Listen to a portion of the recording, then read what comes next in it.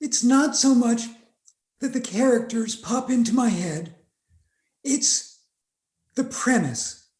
So the flight attendant began this way. I had just flown from Yerevan, Armenia to JFK. Landed about 5:30.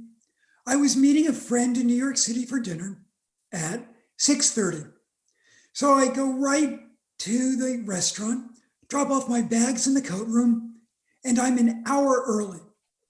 So I do the only common sense thing. I go to the bar and I order in Arak, ARAK. It's an anise flavored Middle Eastern alcohol. Imagine weaponized ouzo. And as I'm drinking it, 3 threads came together alchemically to create Cassandra Bowden. The first thread was that bar. We've all been in a gorgeous bar. The bottles of booze with their immaculate labels, the martini glasses, highball glasses, the wine glasses. So that was the first thread, alcohol. And I come from a family of alcoholics, so I will never glamorize alcoholism, but that was the first thread. The second thread, the miracle of aviation. I had had breakfast in Armenia.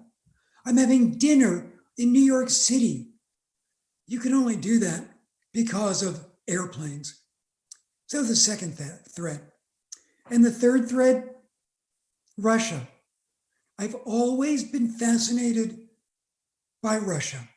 I mean, this is the country that gave us Dostoevsky, Tchaikovsky, the Bolshoi Ballet, and without fail, whoever's in the Kremlin is an actual James Bond villain. Now, in the Mesozoic era of my childhood, I had an aunt who was a stewardess. That's what we called them in the 1960s. And she flew internationally. And we always used to laugh that she was a spy because she'd disappear for days at a time, off radar. And so I asked the bartender for a bunch of paper napkins. And I wrote the first 3 pages of the flight attendant at that bar, waiting for my dinner companion. And I knew who that flight attendant was. An alcoholic hot mess with real demons. There's a reason she makes the mistakes she makes. And I was off and running.